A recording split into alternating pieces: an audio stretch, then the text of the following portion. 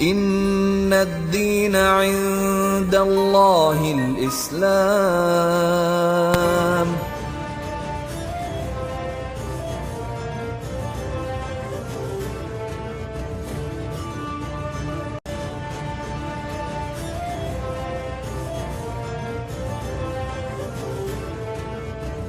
مدینے کی چراگاہ پر حملہ۔ جب مسلمان اپنے دین و ایمان کی حفاظت کے لیے ہجرت کر کے مدینہ چلے گئے اور خوشگوار ماحول میں لوگوں کو اسلام کی دعوت دینی شروع کی، لوگ اسلام میں داخل ہونے لگے۔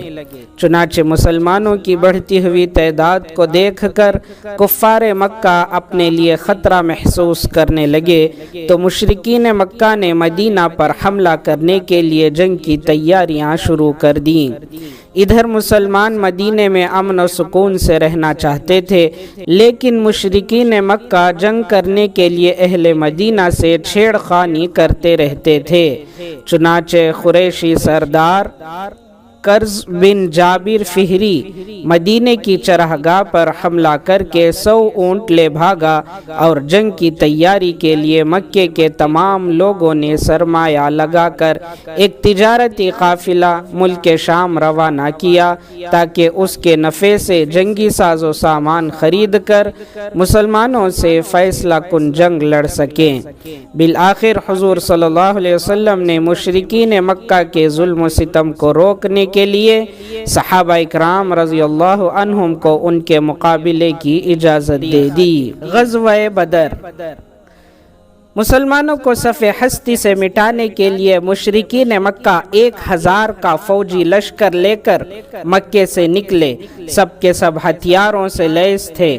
جب حضور صلی اللہ علیہ وسلم کو اطلاع ملی تو آپ صلی اللہ علیہ وسلم ان کے مقابلے کے لیے اپنے جانثار صحابہ کو لے کر مدینہ سے نکلے، جن کی تعداد 313 یا کچھ زائد تھی، جبکہ مسلمانوں کے پاس 70 اونٹ، 2 گھوڑے اور 8 تلواریں تھیں۔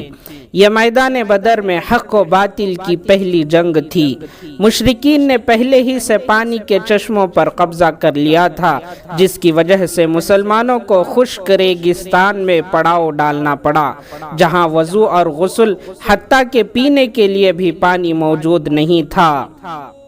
چنانچہ حضور صلی اللہ علیہ وسلم صحابہ کی صفیں درست فرما کر خیمے میں تشریف لے گئے اور سجدے کی حالت میں یہ دعا فرمائی: اے اللہ، اگر آج تو نے اس مٹھی بھر جماعت کو ہلاک کر دیا تو روئے زمین پر تیری عبادت کرنے والا کوئی نہیں رہے گا۔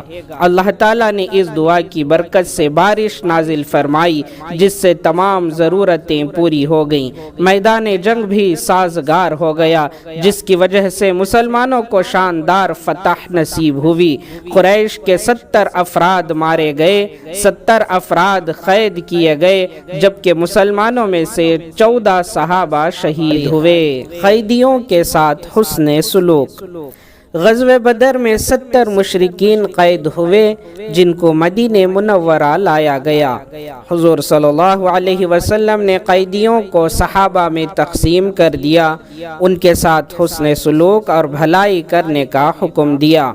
اس حکم کو سنتے ہی صحابہ اکرام رضی اللہ عنہم نے ان کے ساتھ ایسا سلوک کیا کہ دنیا کی کوئی قوم اس عدل و انصاف اور حسن سلوک کی مثال پیش نہیں کر سکتی۔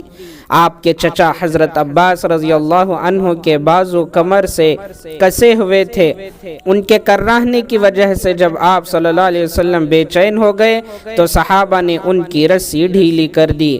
ان کی اس رعایت کی وجہ سے عدل و انصاف کرتے ہوئے حضور صلی اللہ علیہ وسلم نے تمام قیدیوں کی رسیاں ڈھیلی کرا دی۔ صحابہ کے حسن سلوک کا یہ حال تھا کہ انہوں نے اپنے بچوں کو بھوکا رکھ کر قیدیوں کو کھانا کھلایا اور اپنی ضرورت کے باوجود ان کو کپڑے پہنائے۔ مالدار قیدیوں نے 4000 درہم فدیہ لے کر چھوڑ دیا گیا اور پڑھے لکھے غریب قیدیوں کو 10 آدمیوں کو لکھنا پڑھنا سکھانے کے بدلے آزاد کر دیا گیا اور ان پڑھ غریب قیدیوں کو بلا کسی معاوضے کے رہا کر دیا گیا۔ رمضان کی فرضیت اور عید کی خوشی۔ 2 हिजरी में रमज़ान के रोज़े फ़र्ज हुए और इसी साल सदक़े फ़ितर और ज़कात का भी हुक्म नाजिल हुआ। रमज़ान के रोज़े से पहले आशूरे का रोज़ा रखा जाता था, लेकिन ये इख्तियारी था।